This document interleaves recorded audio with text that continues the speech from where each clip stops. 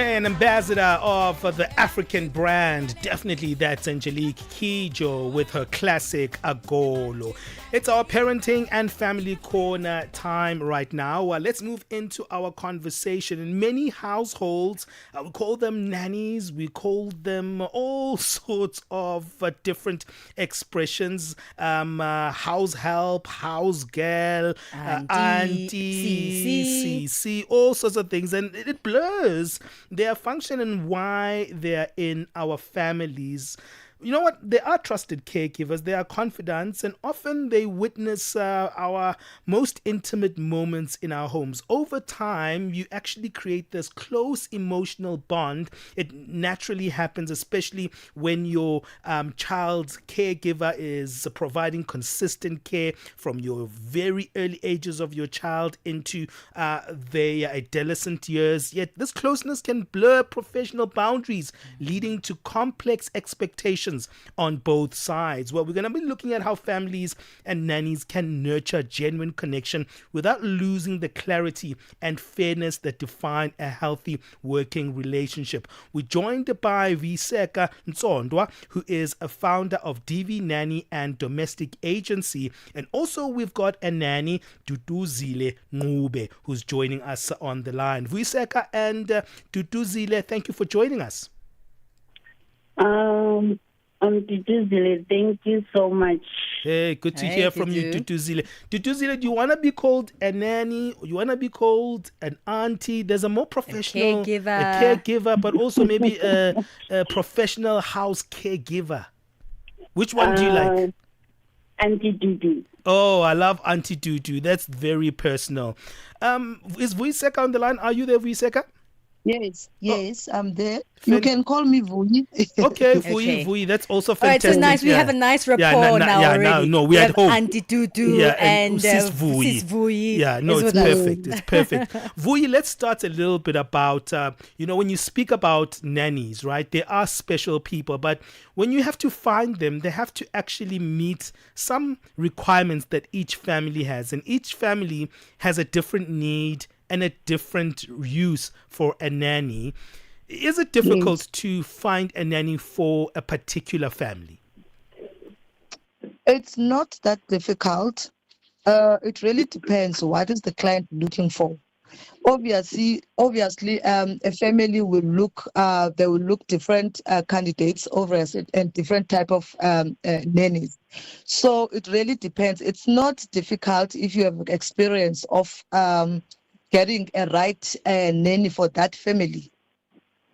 I see. So, Sis Vuyi, when we're speaking about a nanny in particular, we're talking about someone who's going to take care of that family's children. Yes. But it feels like many people who are looking for a nanny don't actually know what the boundaries of the work that the nanny does is. According to your definition, what is it that the nanny is supposed to be doing in that family's home? Okay, we've got two different types of nannies. First of all, other clients who were looking for a nanny, just someone who will be looking after a child. Like she won't do anything. She will just checking everything about the child. But we've got another client who will be looking for a nanny. That nanny will also do a housework. So when they explain to us as agencies, they will say that the first priority it's my child, and then you can do the cleaning later on. But you will find out that those clients every time they will always complain because they are expecting the nanny to do both duties, of which it's not possible. So we always advise the clients that they must get a nanny separate, and then maybe get someone who will do a housework maybe 2 times or 3 times a week just to assist the nanny. Okay, we'll come back to the money, because sometimes we want nannies to do extra work, but we don't pay them for that work. Yes. Dudu, for you, when you're working in a family, how is that for you when you're approaching your professional? Because at times people see you just as part of the family, but actually this is real work for you. Yeah, on my side, if I get to the family, I expect them to respect me and then I respect them. Then we must have a good communication, both of us, because I'm going to be the second mother of that child. And first thing, you have to be patient, trustworthy, and honesty. That's the thing that comes first if you go to the family. All right, we're going to take a break and then we'll come back and speak a little bit more about that communication. I think that clarity is something that's powerful. And you also spoke about respect. I think that's such a wonderful thing that you spoke of, because at times we think that nannies are there for our convenience, and at times we forget that even when we give them an instruction, we have to do that respectfully. We're speaking nannies in an intimate family setup. Maybe you're living with your nanny. How do you create those limitations, those boundaries for the nanny, but also for yourself as well? How you treat the nanny? Let us know. +27 63 406 9126. Text us and voice note us on that number. Zilipendwa na Abedi Jean de la Croix. Leo tujadili kuhusu chipukizi wanaoimba nyimbo za wasanii wengine. Unadhani hili linatokana na nini, Omari? Nadhani kweli kwamba tukizama muziki ya sasa, hasa wasanii ambao ni chipukizi, kwa kweli kwamba yani karibu kutoka muziki wao wenyewe, lakini wanakuwa wanapenda kuhubiria muziki ya zamani hizo muziki ya wengine ambao tayari ni hivyo. Wengine wanadai kufanya hivyo ni kupromote vipaji vyao haraka ili waweze kujulikana. Je, yawezekana kukawa na ukweli wowote au ndio kukosa kabisa kipaji cha kuandika mistari? Ndio, unaona kwamba msanii anapoazimia kwamba kuchukua wimbo mwingine wa msanii mwingine na kurudia mara mbili studio, haionyeshi kwamba yani ndio wanaanza kazi ya muziki aizani, lakini ukiangalia kabisa asilimia kubwa utakuja kuona kwamba wanakosa ile mawazo ya kutunga muziki. Zilipendwa kila Jumamosi kuanzia saa 12 kamili majira ya Afrika ya Kati hadi saa 1 kamili majira ya Afrika ya Kati. Channel Africa and you have got something in common. The thirst for knowledge. Benjamin Moshatama and Palesa on the move. We're looking at the complex relationship of the household nanny and the family where they work, and how to strike the right balance between affection and professionalism in this particular relationship. That's our family and parenting corner for today. We're speaking to Vuyiseka Ntsondwa, who's the founder of Devee Nanny and Domestic Agency. She goes by Sis Vuyi. We're also speaking to Duduzile Ncube, who is a nanny who'd like to be affectionately known as Auntie Dudu, and they're engaging in this conversation with us. Let me come back to you, Dudu, because you said very important things about what you want the basis of your relationship with the family that you're working with to be, and you spoke about communication and respect, and bringing in those professional aspects. Do you think that most families respect the nannies that come to live and work in their homes? They are different. Some they do, some they don't. Some they do respect you as a nanny, and that communication, I can say, it's like you mustn't be afraid or scared if you are waiting, because if you get scared and afraid, you're not going to do the right thing. Yeah. And the employer mustn't be harsh on you. If she become harsh on me, I'm going to be scared and do wrong things. Communication is the best thing. If I do something wrong, it's better the employer to sit down with me and talk to me nicely. Auntie Dudu, I don't like those things there and there and there. So I'm going to be okay with that. But if she can come to me and shout, I'm going to be out of the line there and there. And then after that, she's going to shout at me, and then she gets into the car. She's going to work, and she leaves me with the child. As I'm waiting, my heart is going to be sore. And then some other people, they can, if you're looking at that child, you think about mommy, that mommy did shout at you. But as a professional nanny, you can shout me and do whatever you want to do, but I'm not going to take it to a child. Yeah. But that is breaking our relationship.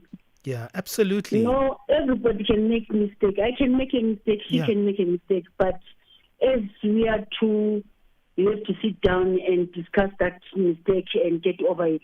Yeah, that's so powerful that you say that. Coming back to you, says Vuyi, you know, Aunt Dudu is saying something that is very powerful there, that the relationship must stay intact. At times we focus on the responsibility too much of the nanny, and you as the employer, you forget that you also have certain responsibilities of how you treat the nanny. What would you say is the responsibility of the house owner when it comes to how they treat the nanny? Okay, first of all, as Ududu mentioned about the communication, they need to communicate with the nannies, respect them, establish a strong foundation, set clear expectations from day one, have details, conservations about the job duties, working hours, disciplinary methods. Obviously, you also need to do a written agreement. That means a contract. Yeah. Yes. Prioritize open, honest communication and encourage culture when both parties feel comfortable of voicing concerns, thoughts, needs, and without judgmental. I love that. You know, there is a big difference between a nanny that comes to work in the morning and knocks off at the end of the day and a live-in nanny, because the boundaries of a live-in nanny can sometimes be blurred in many families. The live-in nanny is there to work, but they're also an adult, a person that has their own needs, and sometimes those needs aren't met by the family who has obviously asked this person to come and live with them in their house. Let's speak about that. You know, what should the boundaries of the live-in nanny be, and what are the boundaries that the family should be implementing both ways? Okay. First of all, you need to have an agreement. Like, you need to tell the candidate first day so that the candidate can accept the offer or not. So if you know that it's a stay-in. Stay-in usually it's 12 hours because you leave in the morning. Obviously, you leave your child with the nanny from 6 o'clock until maybe 6 o'clock. So you know that you're stuck in the traffic or whatever reasons. You need to talk about that. If you're going to implement the overtime issue, you need to pay that overtime. Don't come with stories. First day, you need to explain that.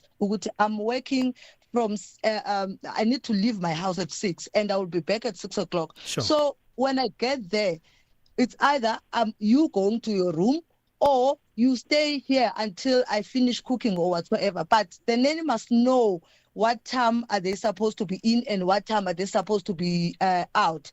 And if they are out, if there is overtime, you need to mention how much is that overtime. And for example, if you know most the younger ones, if you want to go out on or like supper or whatsoever, obviously the nanny is supposed to be off that time. Sure. So speak to the nanny. Priority. Don't just say, okay, we are going out, so you going to stay with the child. No ways.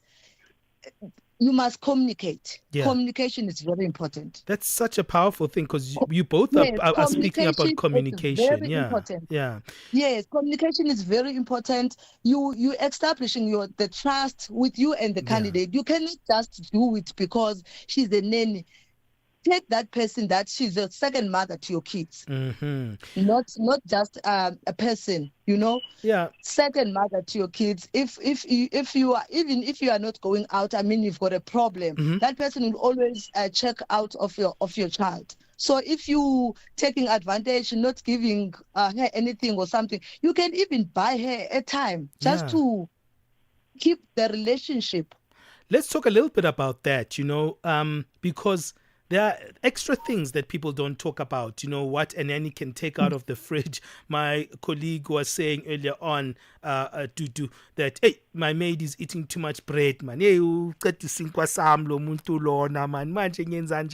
then you haven't communicated that, because your nanny also has needs while they are working. They need to eat, they need to also work and do other things. What do you think about those elements, the things around food, what you can actually eat, what you can actually use in the home? How do you navigate that, Dudu?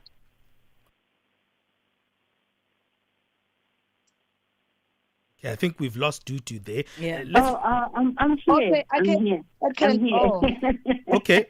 I thought you were talking to Vuyi. No, it was for you, Dudu, because this one is practical. I mean, when it comes to food, okay. how do you deal with that?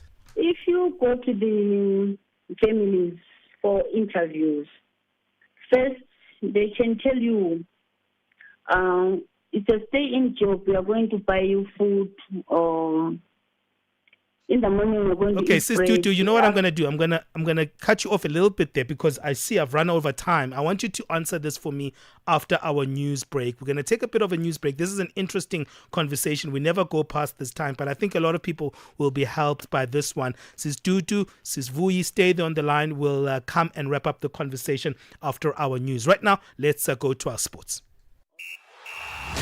Sports on Channel Africa.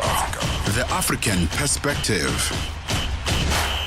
And it's a very good morning from the sports desk for the final time this morning. We'll start your sports bulletin with this story. So the Executive Committee of the Confederation of African Football, CAF, has approved the expansion of the Total Energies CAF Women's Africa Cup of Nations tournament from 12 to 16 teams, starting with the next edition to be staged in Morocco in 2026. That tournament starting from the 17th of March and concluding on the 3rd of April.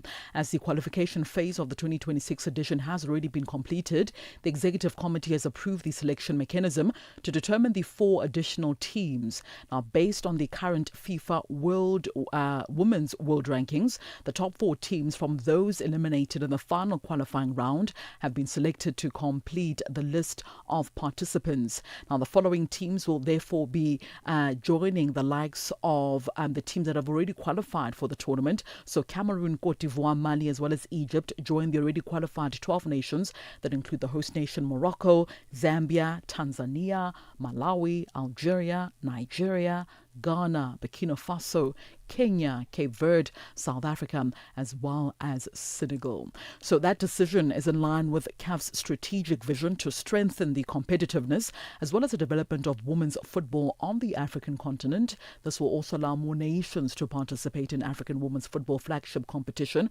also contributing to its continued growth as well as the global reach of women's football. The Total Energies CAF WAFCON also serves as a continental qualifier for the FIFA World Cup taking place in Brazil in 2027.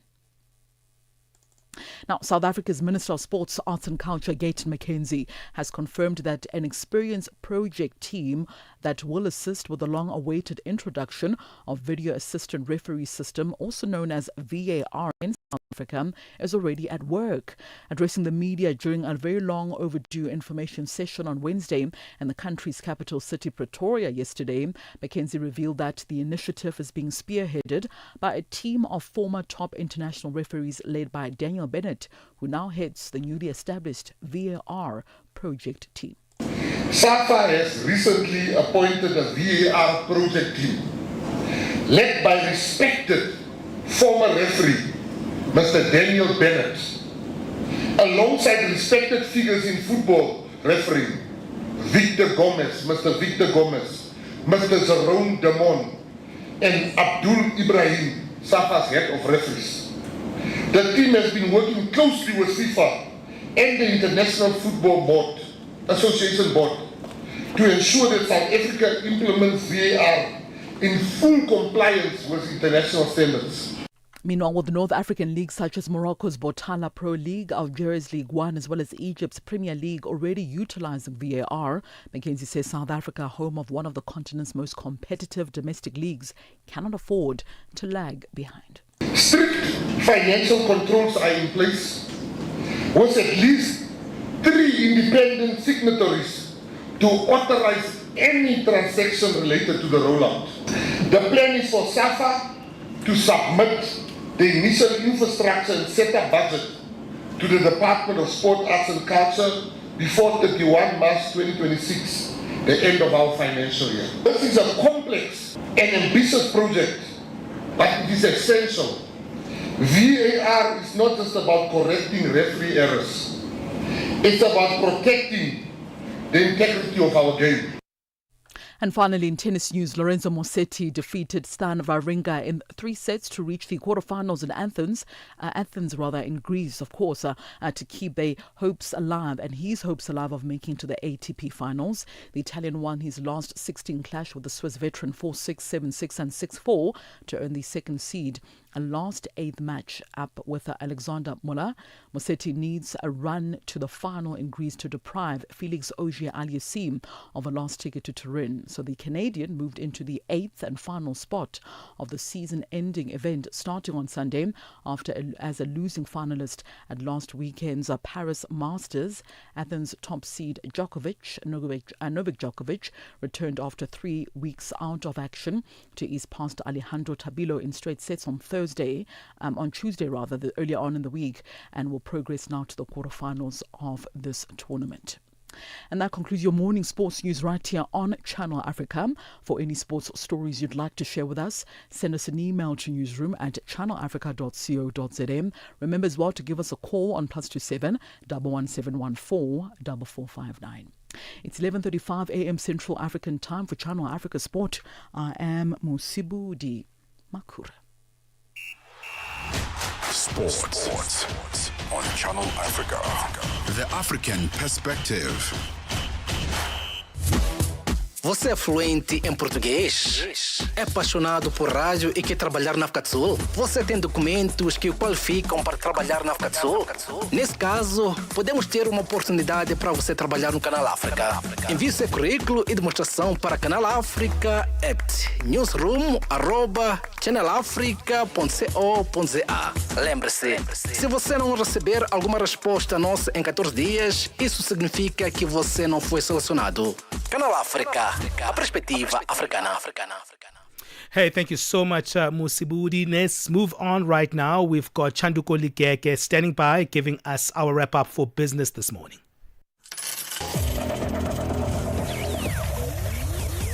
Business news on Channel Africa. The African Perspective. Thank you, Benjamin. Good morning. Delegates at the Abu Dhabi International Petroleum Exhibition and Conference, ADIPEC, say there are good signs of healthy oil demand going into 2026. The event also demonstrated how artificial intelligence is reshaping the future of energy. ADIPEC is the largest and most influential energy gathering in the world, encompassing oil and gas, AI, and the transformation of energy into the future.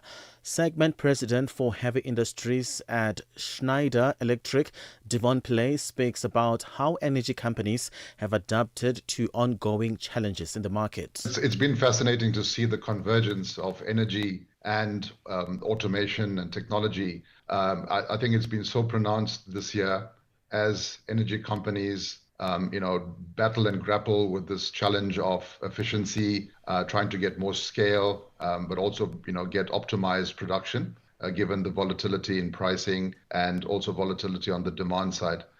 In this Responsible Gambling Month in South Africa, a new report has revealed that financial desperation is driving cash-strapped South Africans towards high-risk gambling as a perceived income solution.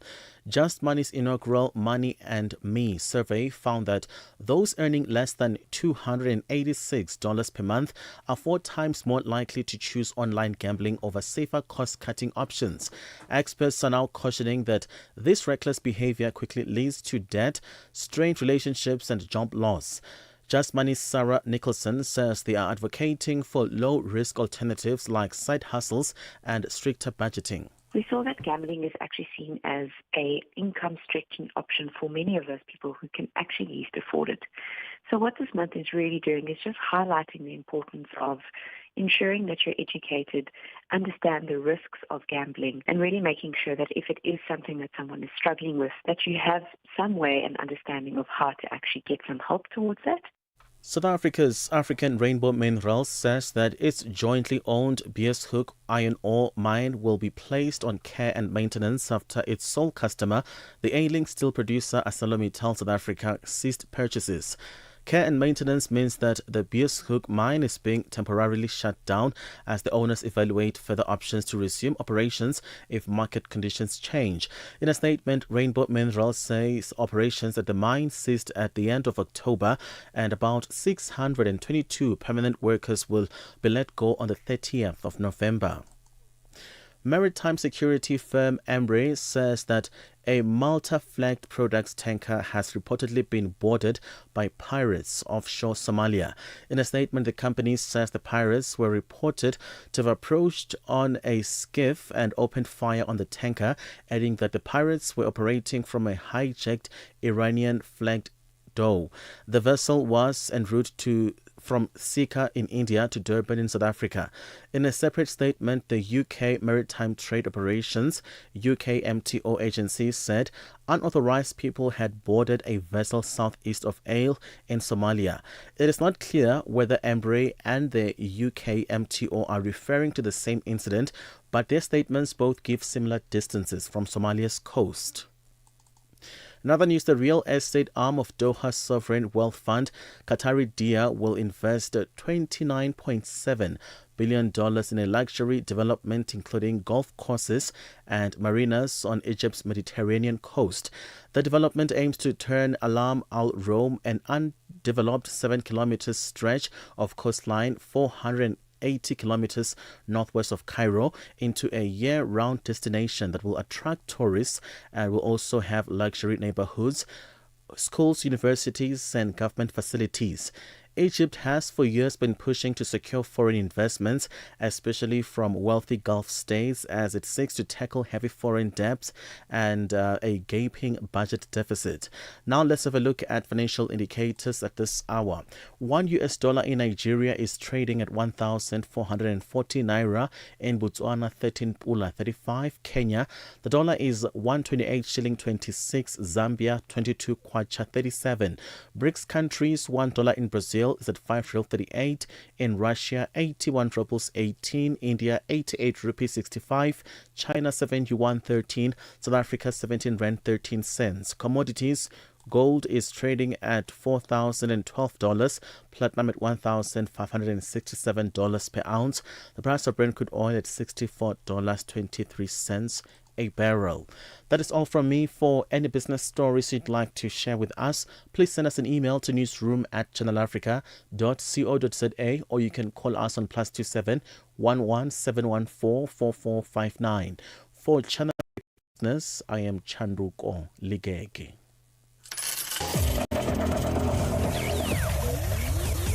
Business News on Channel Africa.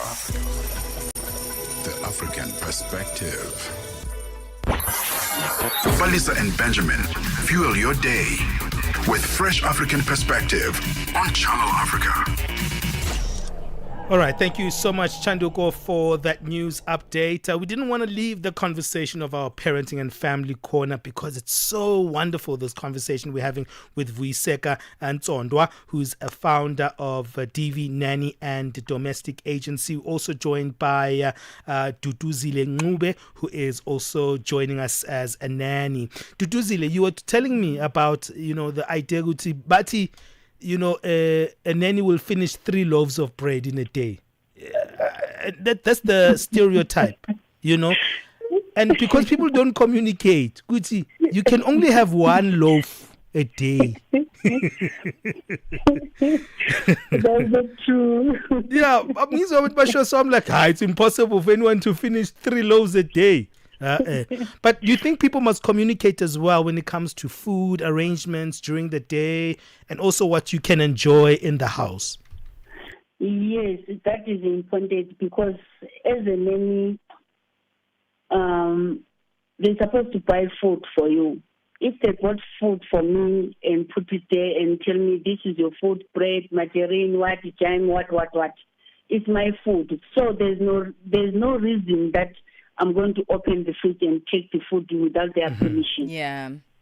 And I love that you say that because, when you are a nanny, you're also a person, right? You have, you're an adult too, right? And when you're an adult, you don't want someone telling you, hey, you can only butter your bread on one side and not on two sides because you have your own preferences.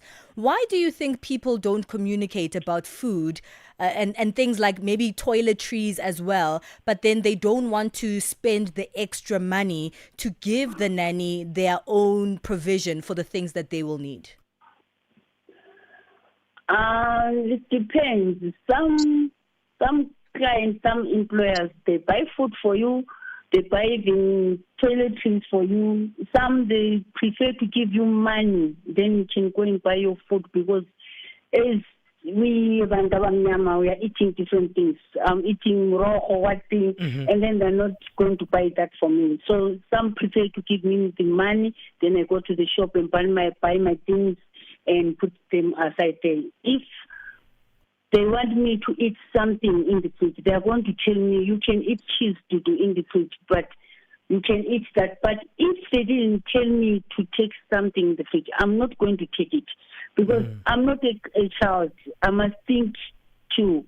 They did buy me food. So if I want even like a cold drink, if I want a cold drink, I must go and buy my cold drink and put in my fridge and drink. Okay. I'm not going to open the fridge and take the cold drink and drink. No, it's not mine. Okay. They didn't give it to me. If you can learn that you are a nanny, you came there to work, and we are not the owner of the house. We are not going to compete with them. We have to do what you must do there. Yeah, that's the important thing. Absolutely. Coming back to you, Vuyiseka, Sis Vuyi, I'm interested also in making sure that, when we are actually doing also extra curriculum activities, right? Sometimes people drag the nanny with them to go to the park. Maybe they're going to a restaurant, things like that. How do you think those things must be accommodated when there's extra activities that now the nanny must do with the rest of the family?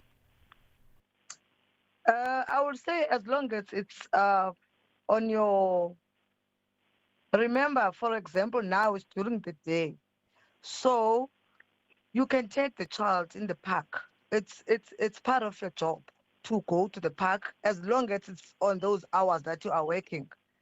If the client wants you to take your child to the restaurant or to the birthday of her friend, as long as it's on that time of your working hours. But if it's not, obviously, the client needs to pay the overtime. Okay. Yes.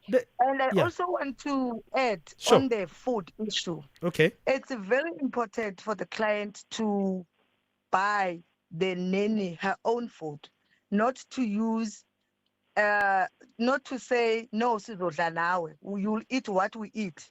No, it's that one. It's not working, guys, because, you buy things, maybe your Woolworths food, and you're not expecting that lady to eat. You understand? And maybe you're on a diet. The lady is not on a diet. She wants her pap and muhodu or whatever, and you not eat those things. So it's better if you're saying that the 5,000 that I'm paying you, I'm adding 1,000 rand or 500 rand to buy your own food.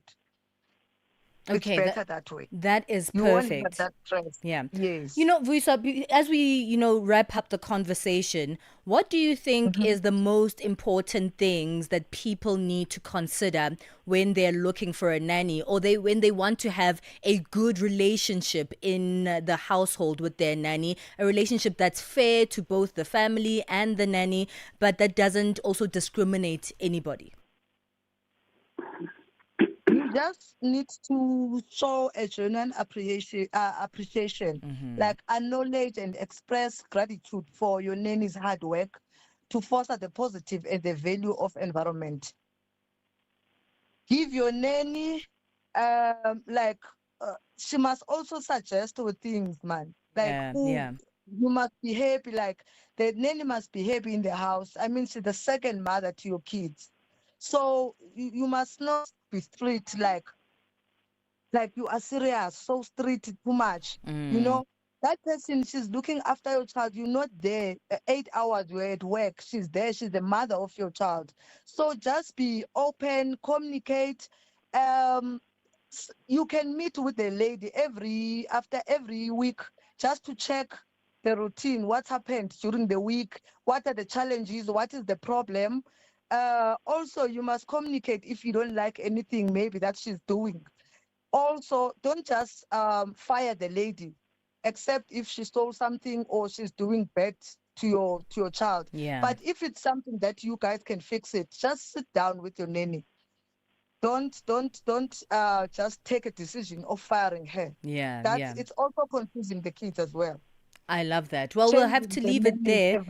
Thank you so much to both of you. I think this has been such an interesting conversation. Very practical. We really loved chatting to both of you. So thank you so much for your time, Sis Vuyi, and you, Auntie Dudu, as well. And I really hope that people are listening, because there are so many instances where people treat their nannies unfairly. And even though they say they're an extension of the family, they don't treat them very much like family at all. Thank you so much to both of you for your time. Just really quickly, Vuyi, tell us where we can get the services of Devee Nanny and Domestic Agency. Okay, our offices are based in Bryanston, but you can contact me on 078-672-8433. If you're looking for someone, just send me a WhatsApp, or you can call me or send me an email to mabikwe, mabikwu@gmail.com. Thank you so much. Thank you so much to you, Dudu.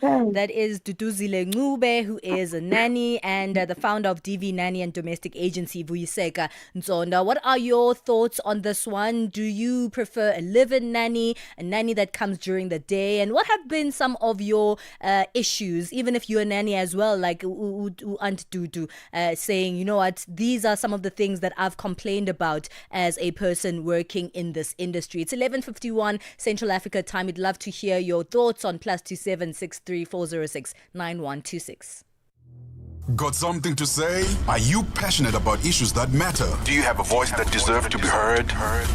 Well, we've got the perfect platform for you. Call in or drop us a WhatsApp on +27 63406 9126. And we will call you back so you could have your say and be part of the conversation.